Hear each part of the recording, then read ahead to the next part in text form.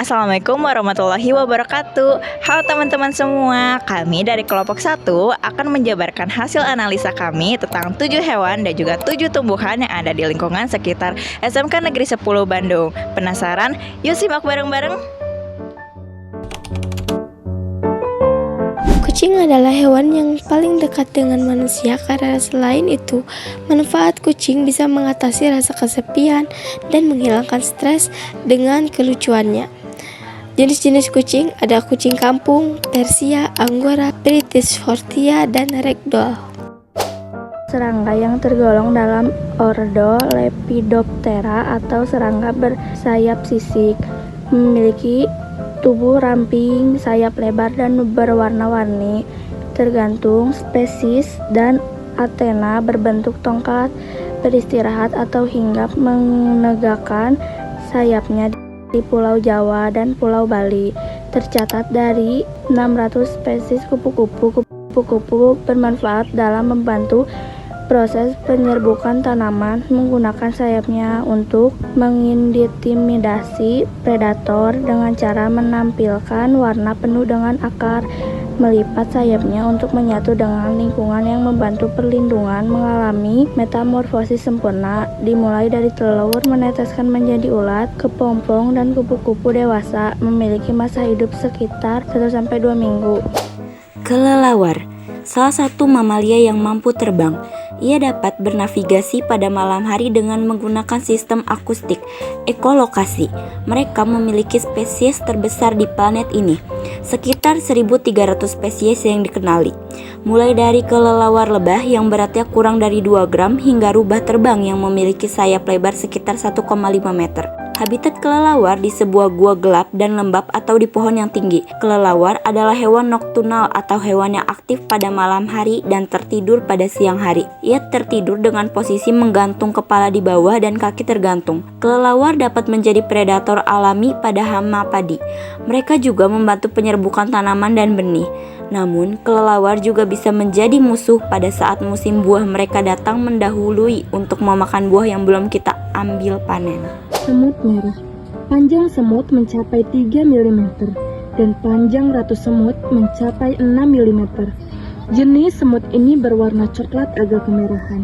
Serangga ini biasanya hidup dalam koloni dengan jumlah koloni yang bisa mencapai hingga 100 ekor semut. Tiap koloni semut api dipimpin oleh ratu semut yang menghasilkan telur antara 150 dan 200 telur setiap harinya. Semut api membuat gundukan tanah yang tingginya dapat mencapai hingga 2 kaki. Gundukan tinggi tersebut biasanya dibuat di tempat yang terbuka dan terkena sinar matahari. Semut api mampu menyengat binatang dan juga manusia. Sengatan dari semut api tersebut terasa menyakitkan. Ciri-ciri serangga tersebut adalah pinggang antara perut dan dada dapat dilihat dengan jelas. Masing-masing antena memiliki 10 segmen. 3 jenis semut ini tidak memiliki gigi. Pipit atau Australid finches adalah nama umum bagi sekelompok burung kecil pemakan biji-bijian yang menyebar di wilayah tropis dan Australia. Pipit senang berkelompok dan sering terlihat bergerak dan mencari makanan dalam gerombolan yang cukup besar. Burung-burung ini memiliki perawakan dan kebiasaan yang serupa, tetapi warna-warni bulunya cukup bervariasi. Ukuran terkecil dimiliki oleh jenis Nechos harrisellei yang panjang tubuhnya sekitar 8,3 cm atau 3,3 inci. Kebanyakan burung pipit tidak tahan dengan iklim dingin dan memerlukan habitat hangat seperti di wilayah tropika. Namun ada pula sebagian kecil jenis yang beradaptasi dengan lingkungan dingin di Australia Selatan. Pipit bertelur 4-10 butir. Serangga ini dikenal dari banyak anggotanya yang mengeluarkan suara nyaring dan pepohonan dan berlangsung lama. Biasanya ditandakan dengan perubahan musim kemarau yang akan segera datang. Tonggeret hidup sekitar 2-4 pekan. Meski ini adalah kehidupan serangga terlama di dunia, Tonggeret menghabiskan waktu selama 17 tahun, hampir seluruh hidupnya di bawah tanah sebagai peri. Di Indonesia, Tonggeret berjumlah 235 spesies dan dapat kita temui di beberapa pulau di Indonesia. Keyep hidup di sawah sebagai tempat mereka berlindung dengan cara menggali lubang di pesisian. Aktif pada malam hari dan tidur pada siang hari, mempunyai kulit yang sangat keras dan mempunyai 2 capit sebagai pelindung mereka untuk bertahan hidup. Ukurannya sangat kecil, kurang lebih 10 cm perbandingan dengan kepiting laut yang besarnya bisa mencapai 20 cm. Keyep termasuk hewan predator, mereka memakan apa saja termasuk hewan sejenis mereka. Saat tubuh mereka mengalami pertumbuhan, kulit atau cangkang tubuh akan melupas yang membuat keyep menjadi lemah karena tubuhnya menjadi sangat lembek dan membutuhkan beberapa waktu agar kulit mereka mengisi kembali.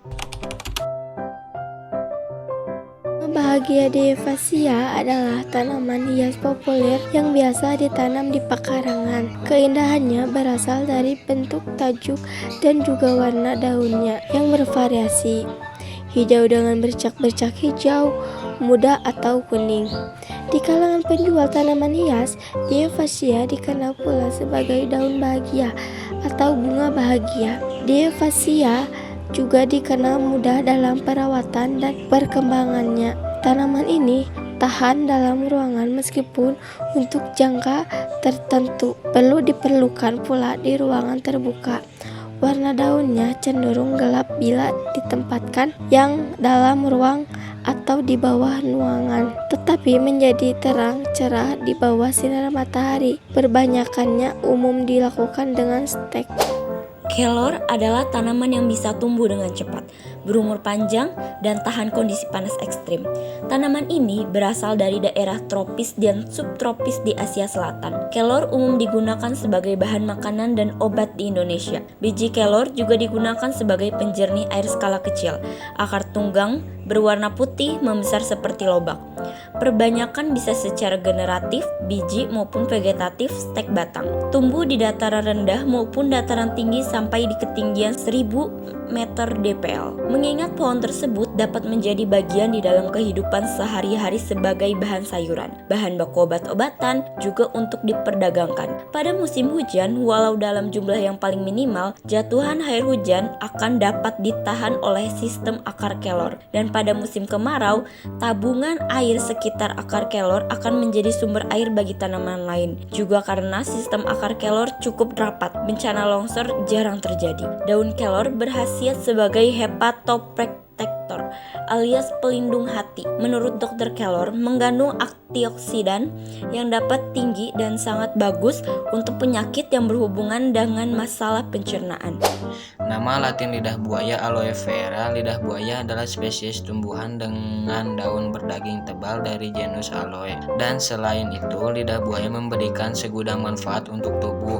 Manfaat lidah buaya adalah membantu mempercepat penyembuhan luka, menjaga kelembapan wajah, dan dapat dikonsumsi juga sebagai makanan. Melati Jepang adalah sebuah spesies tumbuhan perdu melar hijau. Tumbuhan ini berasal dari Kepulauan Solomon dan Vanuatu.